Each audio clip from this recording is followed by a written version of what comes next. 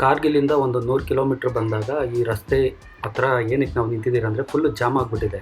ಅಲ್ಲಿ ಮುಂದ್ಗಡೆ ಯಾವುದೋ ಒಂದು ಗಾಡಿ ಸ್ಕಿಡ್ ಆಗಿ ರೋಡ್ ಕ್ಲೋಸ್ ಆಗಿರೋದ್ರಿಂದ ರೋಡು ಫುಲ್ ನಾನು ತಿಳಿದ ಒಂದು 1 ಕಿಲೋಮೀಟ್ರ್ 2 ಕಿಲೋಮೀಟ್ರ್ ಜಾಮ್ ಆಗಿದೆ. ಈ ಜಾಮ್ನೆಲ್ಲ ತಪ್ಪಿಸಿ ಹೋಗ್ಬೇಕಂದ್ರೆ ನೋಡಿ ಯಾವ ಥರ ಪ್ರಕೃತಿ ಕಾಣಿಸ್ತಾ ಇದೆ ಅನ್ನೋದನ್ನ ನೀವು ನೋಡ್ತಾ ಹೋಗ್ಬೋದು. ಒಂದು ಅದ್ಭುತವಾದ ಅನುಭವನ ನಾವು ನೋಡ್ತಾ ಹಾಗೆ ಅನುಭವನ ಹಂಚ್ಕೊಳ್ತಾ ಅನುಭವನ ಸವಿತಾ ಹೆಂಗೆ ಅಂದರೆ ಒಂದೊಂದು ಜಾಗದ ವಿಸ್ಮಯಗಳನ್ನ ಕಣ್ತುಂಬಿಸ್ಕೊಳೋದೇ ಒಂದು ಥರ ಆನಂದ.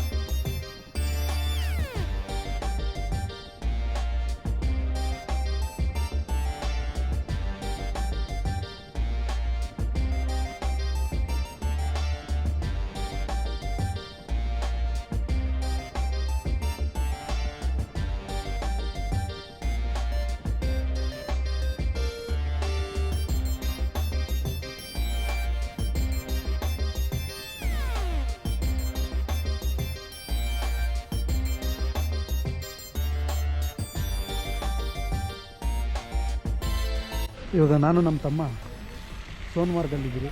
ಸೋನ್ಮಾರ್ಗಲ್ಲಿ ಊಟಕ್ಕಂದು ನಿಲ್ಲಿಸಿದ್ರು. ನಾವು ಊಟ ಏನು ಚೆನ್ನಾಗಿರೋ ಸಿಗ್ತಿಲ್ಲ, ಏನು ಮಾಡೋಕ್ಕಾಗಲ್ಲ. ಇರೋದನ್ನ ಮೂಂಗ್ ದಾಲ್ನ ತಿನ್ಕೊಂಡು ಕುಡಿಯೋದು ನೀರು ಇಟ್ಕೊಂಡು ತಗೊಂಡು ಕುಡ್ಕೊಂಡು ನೋಡಿ ಸೋನ್ಮಾರ್ಗ್ ಯಾವ ಥರ ಇದೆ.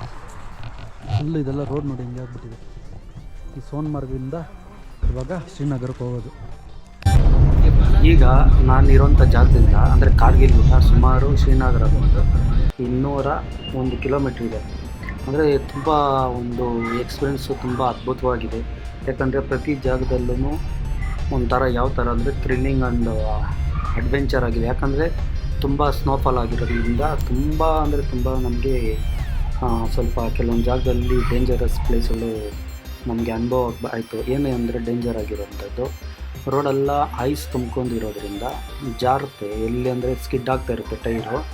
ನಾವಂತೂ ಒಂದು ಜಾಗದಲ್ಲಿ ಪ್ರಾಣನೇ ಹೋಗಿ ಬಂದಂಗೆ ಆಯಿತು. ಯಾಕಂದರೆ ಅಲ್ಲಿ ನಾವು ಹೋಗ್ತಾ ಇರೋ ದಾರಿಗಿಂತ ವಿರುದ್ಧವಾದ ದಿಕ್ಕಿಗೆ ಗಾಡಿ ಟರ್ನ್ ಆಗಿಬಿಡ್ತು. ಅಂದರೆ ತಿರುಗಿಬಿಡ್ತು 360 ಡಿಗ್ರಿಯಲ್ಲಿ ನಮ್ಮ ಕಾರು ಟರ್ನ್ ಆಗಿ ಜೀವನೇ ಹೋಗಿ ಬಂದಂಗೆ ಆಯಿತು. ಅಷ್ಟು ಅಂದರೆ ತುಂಬ ಡೀಪ್ ಇತ್ತು ಒಂದು ಹತ್ರ ಪ್ಲೇಸು. ಅದನ್ನ ನೋಡ್ತಾ ಆಮೇಲೆ ಒಂದು ಫ್ಲಾಟ್ ಜಾಗದಲ್ಲಿ ಒಂದು ವಿಡಿಯೋ ಹಿಡಿತಾ ಒಂದೊಂದು ಕಡೆ ಒಂದೊಂದು ರೀತಿ ಅನುಭವ. ಬಟ್ ಚಳಿ ಮಾತ್ರ ತುಂಬ ಅಂದರೆ ತುಂಬ ಚಳಿ ಇದೆ. -19 ಡಿಗ್ರಿ ಇಲ್ಲಿರುವಂಥ ಚಳಿ.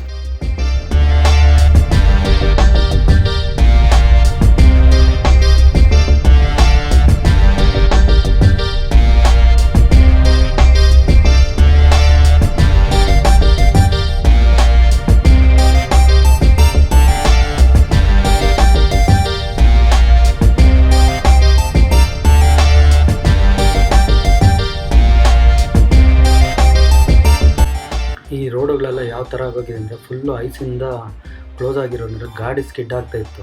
ಆಮೇಲೆ ಇಲ್ಲಿ ನಮ್ಮ ಹಾಗೆ ಆರ್ಮಿಯವರು ತುಂಬ ಹೆಲ್ಪ್ ಮಾಡ್ತಾಯಿದ್ದಾರೆ ನೋಡಿ. ಇಲ್ಲಿ ಆರ್ಮಿಯವರು ಯಾಕಂದರೆ ತುಂಬ ಇಲ್ಲಿ ಓಡಾಡೋದಕ್ಕೆ ಗಾಡಿಗೆ ಆಗಲ್ಲ ಅಂದ್ಬಿಟ್ಟು ಮಣ್ಣಲ್ಲೆತ್ತಿ ರೋಡ್ಗೆ ಹಾಕ್ತಿದ್ದಾರೆ. ಅಲ್ಲಿ ಐಸ್ನ ಸೈಡ್ ಮಾಡಿಬಿಟ್ಟು ನೋಡಿ ಮಣ್ಣೆತ್ತಾಕ್ತಿದ್ದಾರೆ ರೋಡ್ಗೆ. ಈ ಥರ ಹಾಕೋದ್ರಿಂದ ಐಸ್ ಮೇಲೆ ಗಾಡಿಗಳು ತುಂಬ ಈಸಿಯಾಗಿ ಹೋಗಲಿ ಅಂದ್ಬಿಟ್ಟು, ಇಲ್ಲಾಂದರೆ ನಮ್ಮ ಕಾರುಗಳೆಲ್ಲ ಹೋಗಲ್ಲ. ಇದು ನೋಡು ಡೇಯಲ್ಲಿ ನಾವು ರೆಂಟ್ಗೆ ಅಂದರೆ ತಗೊಂಡು ನಾವು ಇದರಲ್ಲಿ ಹೋಗ್ತಾ ಇರೋದು. ತುಂಬ ಒಂದು ಎಕ್ಸ್ಪೀರಿಯೆನ್ಸ್ ಒಂಥರ ಸೂಪರಾಗಿ ಅಡ್ವೆಂಚರು ಜರ್ನಿ ರೋಡ್ ಇದು. ಪ್ರತಿ ಜಾಗದಲ್ಲಿ ಎಲ್ಲೂ ನೀವು ಕಂಡಂಗೆ ಎಲ್ಲೂ ಐಸ್ ಬಿಟ್ಟರೆ ಎಲ್ಲೂ ಖಾಲಿ ಜಾಗನೇ ಕಾಣಿಸಲ್ಲ. ಅಷ್ಟೊಂದು ಐಸ್ ಬಿಟ್ಟಿದೆ. ಅಂದರೆ ನಾವು 2 ಡೇಸ್ ಕಾರ್ಗಿಲ್ಲಲ್ಲೇ ಸ್ಟಕ್ ಆಗಿದ್ದೀವಿ. ಅಷ್ಟು ಐಸ್ ಬಿದ್ದಿತ್ತು. ಆರ್ಮಿಯವರು ರೋಡನ್ನ ಕ್ಲಿಯರ್ ಮಾಡಿ ಬಿಟ್ಟಿರೋದ್ರಿಂದ ನಾವು ಇವಾಗ ಹೋಗ್ತಾ ಇರೋದು. ಈಗ ಹೋಗ್ಬೇಕಾದ್ರೂ ಇಲ್ಲಿ ನಮಗೆ ಈ ಥರ ಸಮಸ್ಯೆಗಳು ಕಣ್ಮುಂದೆ ಗೋಚರ ಆಯಿತು. ಆಮೇಲೆ ಇನ್ನೊಂದು ಮುಖ್ಯವಾಗಿ ಹೇಳ್ಬೇಕಂದ್ರೆ ಇಲ್ಲಿ ನಾರ್ಮಲ್ ರೀತಿಯಾಗಿ ಇರಲ್ಲ. ಆರ್ಮಿಯವರು ನಮ್ಮನ್ನ 2 ಡೇಸು ಅಲ್ಲಿ ಕಾರ್ಗಿಲಲ್ಲಿ ರೋಡ್ ಕ್ಲೋಸ್ ಆಗಿತ್ತು ಅಂತ ಹೇಳಿದ್ರು. ನಾವೇನಕ್ಕೆ ಆರಾಮಾಗಿ ಹೋಗ್ಬೋದು ಅಂತ ನಾವು ಥಿಂಕ್ ಮಾಡಿದ್ವಿ. ಖಂಡಿತ ಖಂಡಿತವಾಗ್ಲೂ ಆರಾಮಾಗಿ ಹೋಗೋದಕ್ಕಾಗಲ್ಲ. ಯಾಕಂದರೆ ಐಸು ಹತ್ತತ್ರ 1-2 ಅಡಿ ಐಸು ಕ್ಲೋಸ್ ಆಗಿತ್ತು. ಇದೆಲ್ಲ ನೋಡಿ ನಮಗೆ ರೋಡ್ನ ಕ್ಲಿಯರ್ ಮಾಡಿಕೊಟ್ಟಿದ್ದಾರೆ. ಈ ಕಡೆಯಿಂದ ಹೋಗೋದಕ್ಕೆ ಒಂದು ಕಡೆ ರೋಡು ಬಿಟ್ಟಿರ್ತಾರೆ.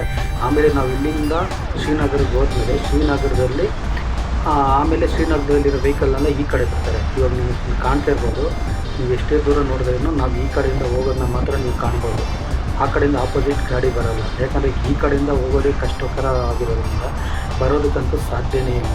ಯಾಕಂದರೆ ಅಷ್ಟೊಂದು ಗಾಡಿ ಟರ್ನ್ ಆಗ್ತಾ ಇರುತ್ತೆ. ನಾನು ಹೇಳಿದ್ಮೇಲೆ ಆಗಲೇ ಇಲ್ಲಿ -19 ಡಿಗ್ರಿಯಲ್ಲಿ ಇರುವಂಥ ವಾತಾವರಣ ಯಾವ ಟೈಮಲ್ಲಿ ಏನು ಬೇಕಾದ್ರೂ ಆಗ್ಬೋದು ಈ ರೋಡುಗಳು.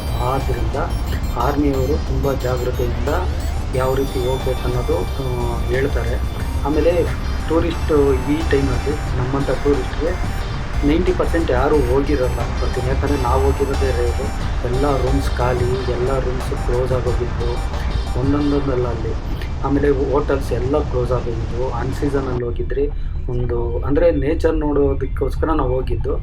ತುಂಬ ಅದ್ಭುತವಾದ ಒಂದು ನೇಚರ್ನ ನಾವು ನೋಡಿದ್ರಿ. ಅದೇ ರೀತಿ ನೀವು ಏನಾದರೂ ನೋಡಬೇಕಂದ್ರೆ ಅನ್ಸೀಸನಲ್ಲಿ ಹೋದರೆ, ನಾವು ಹೋದಾಗ ಒಂದು ಐಸು ಫುಲ್ಲು ಹೋಗ್ಬೇಕಂದ್ರೆ ಒಂದು ಸ್ವಲ್ಪನೂ ಐಸ್ ಇದ್ದಿಲ್ಲ. ಆಮೇಲೆ ಬರಬೇಕಂದ್ರೆ ದೇವರೇ ಏನಕ್ಕನ ಐಸ್ ಬಿದ್ದಿದೆ ಅಂದ್ಬಿಟ್ಟು ಆ ಥರ ಆಯಿತು. ನೋಡಿ ಇಲ್ಲಿ ರೋಡ್ ಕ್ಲೋಸ್ ಆಗೋಗಿದೆ. ಆ ಕಡೆಯಿಂದ ಗಾಡಿ ಅಂದರೆ ಈ ಕಡೆಯಿಂದ ಮುಂದೆ ಹೋಗ್ತಿರೋ ಗಾಡಿ ಸ್ಕಿಡ್ ಆಗಿ ಸೈಡಲ್ಲಿ ನಿಂತಿತ್ತು. ಹಂಗಾಗಿ ಗಾಡಿಗಳನ್ನ ಹೋಗೋದಕ್ಕೂ ಸ್ಟಾಪ್ ಆಗಿಲ್ಲ. ಯಾಕಂದರೆ ಆ ಗಾಡಿ ಹೋದ್ರೇ ಈ ಗಾಡಿ ನಮ್ಮ ಗಾಡಿ ಹೋಗೋದಕ್ಕೆ ಇದಾಯಿತು. ಮತ್ತೆ ಸ್ಟಾರ್ಟ್ ಆದ್ರಿ ಹೋಗೋದಕ್ಕೆ. ದೇಶ ಸುತ್ತು ಕೋಶ ತಿಳ್ಕೊ ಅನ್ನೋದು ದೊಡ್ಡವ್ರು ಸುಮ್ಮನೆ ಹೇಳಿರಲ್ಲ. ದೇಶ ಸುತ್ತೋದ್ರಿಂದ ಪರಿಸರ, ಅಲ್ಲಿಯ ಸಂಸ್ಕೃತಿ, ಅಲ್ಲಿಯ ವಾತಾವರಣ ಪ್ರತಿಯೊಂದನ್ನು ನಾವು ಕಾಣ್ಬೋದು, ತಿಳ್ಕೊಳ್ಬೋದು. ಹಾಗಾಗಿ ದೇಶ ಸುತ್ತಿ ಕೋಶ ತಿಳ್ಕೊ ಅನ್ನೋ ರೀತಿಯಲ್ಲಿ ಎಲ್ಲ ಜಾಗಗಳು ಹೋಗ್ತಾ ಇರೋದ್ರಿಂದ ಒಂದೊಂದು ಜಾಗದಲ್ಲಿ ಒಂದೊಂದು ರೀತಿಯ ನಮಗೆ ಅದ್ಭುತವಾದ ಎಕ್ಸ್ಪೀರಿಯೆನ್ಸ್ಗಳೆಲ್ಲ ಸಿಗ್ತಾ ಹೋಗುತ್ತೆ.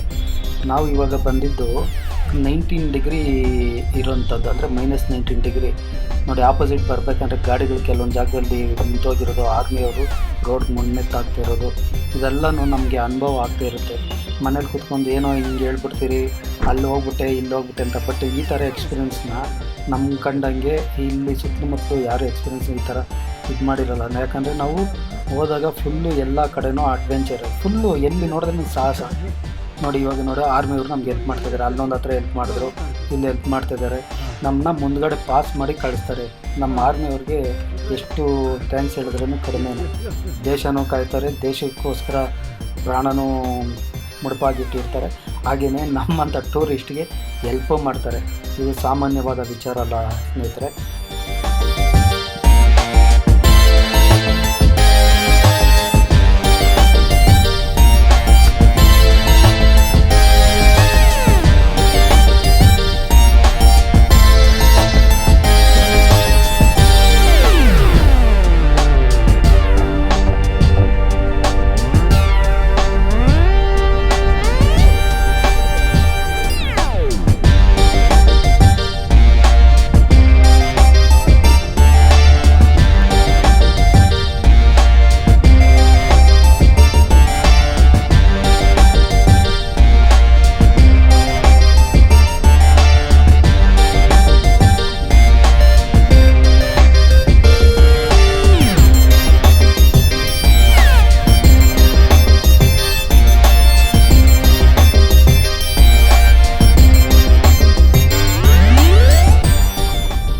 ನೀವೇನಾದರೂ ಈ ಥರ ಜರ್ನಿಯಲ್ಲಿ ಹೋಗ್ಬೇಕಂದ್ರೆ ನಾವು ಮಾಡಿರೋಂಥ ಒಂದು ತಪ್ಪನ್ನು ನೀವು ಮಾಡೋಕ್ಕೆ ಹೋಗ್ಬಿಡಿ. ನಾವೇನು ತಪ್ಪು ಮಾಡಿದ್ದೆ ಅಂದರೆ ಫ್ರೂಟ್ಸ್ ತಗೊಂಡಿದ್ದಿಲ್ಲ. ಅಂದರೆ ರಿಟರ್ನ್ ಬರಬೇಕಂದ್ರೆ ಏನು ಹೋಗ್ಬಿಡ್ಬೋದು ಅಂದ್ಬಿಟ್ಟು ಇಲ್ಲಿ ತುಂಬ ಇವಾಗ ನಮಗೆ ಕಾರ್ಗಿಲ್ಲಿಂದ ಶ್ರೀನಗರ ಬಂದು ಸುಮಾರು ಒಂದು 100 ಚಿಲ್ಲರೆ ಕಿಲೋಮೀಟ್ರ್ ಇದೆ. 100 ಚಿಲ್ಲರೆ ಕಿಲೋಮೀಟ್ರ್ ಹೋಗೋದಕ್ಕೆ ಕಡಿಮೆ ಅಂದ್ರೇನು ನಾವು ಬೆಳಗ್ಗೆ ನೋಡಿ ಇವಾಗ 9 ಗಂಟೆಗೆ ಬಿಟ್ಟಿರೋದು. 9 ಗಂಟೆಗೆ ಬಿಟ್ಟಿರೋದು ಇವಾಗ ಸುಮಾರು ಒಂದು 2 ಗಂಟೆ ಆಸುಪಾಸಾಗಿದೆ. ಇನ್ನೂ ಹೋಗ್ತಾನೆ ಇದ್ದೀವಿ. 50 ಕಿಲೋಮೀಟ್ರ್ ಬಂದಿದ್ದೀರಿ. ನಾವು ಅಂದ್ಕೊಳ್ಳೋ ಸ್ಪೀಡ್ಗೆ ಹೋಗೋಕ್ಕಾಗಲ್ಲ. ಹಾಗಾಗಿ ಫ್ರೂಟ್ಸ್ನ ನೀವು ತಗೊಳೋದು ಮರಿಬೇಡಿ. ಫ್ರೂಟ್ಸ್ನ ತಗೊಂಡು ನೀವು ಹೋಗೋದು ತುಂಬ ಉತ್ತಮ. ಕುಡಿಯೋದಕ್ಕೆ ನೀರು, ಫ್ರೂಟ್ಸ್ನ ತಗೊಂಡು ಕ್ಯಾರಿ ಮಾಡಿ, ಯಾವುದೋ ಸಮಸ್ಯೆ ಮಾಡ್ಕೊಂಡ್ಬಿಡಿ. ಯಾಕಂದರೆ ಇಲ್ಲಿ ನಮಗೆ ಕುಡಿಯೋದಕ್ಕೆ ನೀರು ಆಮೇಲೆ ಫ್ರೂಟ್ಸೇ ನಮಗೆ ಎನರ್ಜಿ ಕೊಡೋದು. ಇದೊಂದು ಮಿಸ್ ಮಾಡಿದಿರ ನೀವು ಗಮನದಲ್ಲಿ ಇಟ್ಕೊಳ್ಳಿ. ಆಮೇಲೆ ಬೆಚ್ಚಗೆ ಇರುವಂಥ ಉಡುಪುಗಳೆಲ್ಲ ಹಾಕಿರ್ತೀರ ಖಂಡಿತವಾಗ್ಲೂ. ಯಾಕಂದರೆ ಈ ವಾತಾವರಣ ನೋಡಿದ್ರೆ ನಿಮಗೆ ಗೊತ್ತಾಗುತ್ತೆ ಎಷ್ಟು ಕಷ್ಟಕರವಾಗಿ ಇರುತ್ತೆ ಅಂದ್ಬಿಟ್ಟು. ನೋಡಿ, ನೀವು ವಿಡಿಯೋ ನೋಡ್ತಾ ಇರ್ಬೇಕಂದ್ರೆ ನಮ್ಮ ಕ್ಯಾಮ್ರಾದಲ್ಲಿ ಇಷ್ಟೊಂದು ಸೆರೆ ಆಗಿರೋದನ್ನ ನಿಮಗೆ ನೋಡ್ತಾ ಇದ್ದರೆ ನಿಮ್ಗೆ ಏನು ಅನಿಸ್ಬೋದು, ಅದೇ ರೀತಿಯೇ ನಾವು ಅಲ್ಲಿ ಕಣ್ಣು ಮುಂದೆ ನಮಗಾಗಿರೋ ಎಕ್ಸ್ಪೀರಿಯೆನ್ಸು ತುಂಬ ಅಂದರೆ ತುಂಬ ಮೈಯೆಲ್ಲ ರೋಮಾಂಚನಕರ ರೀತಿಯಲ್ಲಿತ್ತು.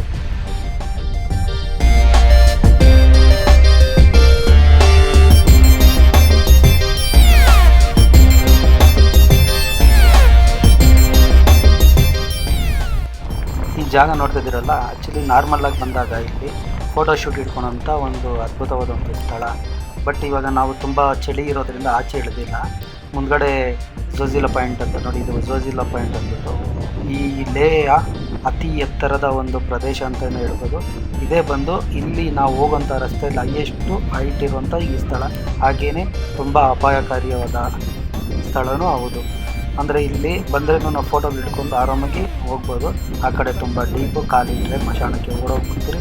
ಹಾಗಾಗಿ ಆ ಪ್ರಯತ್ನ ಮಾಡೋದು ಬೇಡ. ನೋಡಿ ಐಸ್ ನೋಡಿ 4 ಅಡಿ ಹತ್ರ ಇದೆ ಆ ಐಸ್. ಆಮೇಲೆ ಆ ಲೈನ್ ಥರ ಕಾಣ್ತಿರೋದೆಲ್ಲ ನಿಮಗೆ ಕಾಣಿಸೋದಿಲ್ಲ, ಲೈನ್ ಥರ ಆ ಬೆಟ್ಟದಲ್ಲಿ ಅದೆಲ್ಲ ರಸ್ತೆ ನೋಡಿ, ಇದೆಲ್ಲ ರಸ್ತೆಗಳು. ಆ ರಸ್ತೆಯಲ್ಲಿ ನಾವು ಹಾಗೆ ಸಾಗಿ ಮುಂದೆ ಹೋಗ್ತಾ ಇರಬೇಕು. ಆ ಕಡೆ ಹೋಗ್ತಾ ಇದ್ರೇ ಶ್ರೀನಗರ ಸಿಗೋದು. ನಾನು ತಿಳಿದಂಗೆ ಇದನ್ನ ಶ್ರೀನಗರಕ್ಕೊಂದು 40-50 ಕಿಲೋಮೀಟ್ರ್ ದೂರದ ಇರ್ಬೋದು. ಹೋಗೋಣ, ಇನ್ನೂ ಏನೇನು ಕಣ್ಣಿಗೆ ಕಾಣಿಸುತ್ತೋ ಅದನ್ನ ವಿಡಿಯೋಗಳು ಹಿಡಿತಾ ನಿಮ್ಗೆ ತೋರಿಸ್ತಾ ಹೋಗ್ತಾ ಇರ್ತೀನಿ. ಅಷ್ಟು ಅದ್ಭುತವಾಗಿದೆ. ನಾನು ತಿಳಿದಂಗೆ ಕಾರ್ಗಿಲ್ಲಿಂದ ಶ್ರೀನಗರದವರೆಗೂ ನಾನು ವಿಡಿಯೋ ಸ್ಟಾಪೇ ಮಾಡ್ತಾಯಿಲ್ಲ. ಅಷ್ಟು ಅದ್ಭುತವಾದ ಒಂದು ಪ್ರಕೃತಿ, ಬೆಟ್ಟಗಳು ನೋಡ್ತಾ ಇದ್ದರೆ ತುಂಬ ಮೈಯೆಲ್ಲ ರೋಮಾಂಚನಕರ ರೀತಿಯಲ್ಲಿ ಅನುಭವ ಆಗ್ತದೆ. ಆ ಅನುಭವನ ನಿಮ್ಗೆ ಹಂಚ್ಕೊಳೋ ರೀತಿಯಲ್ಲಿ ನಾನು ಈ ವಿಡಿಯೋ ಹಿಡಿತಿದ್ದೀನಿ. ದಯವಿಟ್ಟು ಈ ವಿಡಿಯೋನ ನೋಡಿ. ಆಮೇಲೆ ನೀವು ಹೋಗೋ ಥರ ಇತ್ತಂದರೆ ಎಚ್ಚರಿಕೆಯಿಂದ ನಾನು ಹೇಳೋದನ್ನೆಲ್ಲ ಫಾಲೋ ಮಾಡ್ತಾ ಹೋಗಿ. ನಿಮ್ಗೆ ಏನೇ ಡೌಟ್ಸ್ ಇದ್ರೇನು ಕಾಮೆಂಟ್ಸ್ ಮಾಡೋ ಮುಖಾಂತರ ನಿಮ್ಮ ಕ್ವಶನ್ಸ್ ಕೇಳಿ. ನನಗೆ ಗೊತ್ತಿರೋ ಅಂಥದ್ದನ್ನ ನಾನು ನಿಮ್ಮ ಹತ್ರ ಎಕ್ಸ್ಪೀರಿಯೆನ್ಸ್ನ ಶೇರ್ ಮಾಡ್ಕೊತೀನಿ ಸ್ನೇಹಿತರೆ.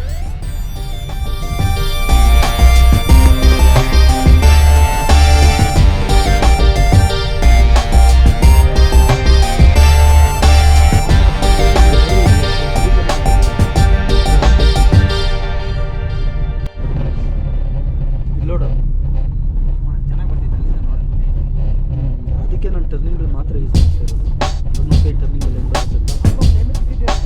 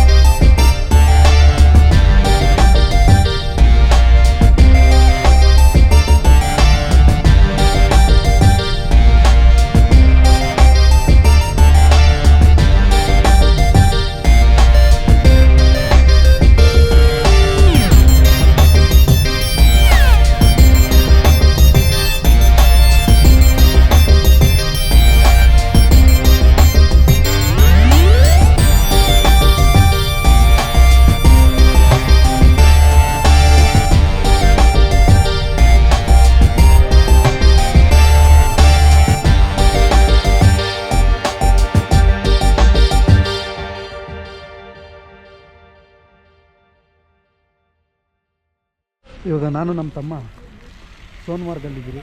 ಸೋನ್ಮಾರ್ಗಲ್ಲಿ ಊಟಕ್ಕಂದು ನಿಲ್ಲಿಸಿದ್ರು. ನಾವು ಊಟ ಏನು ಚೆನ್ನಾಗಿರೋ ಸಿಗ್ತಿಲ್ಲ.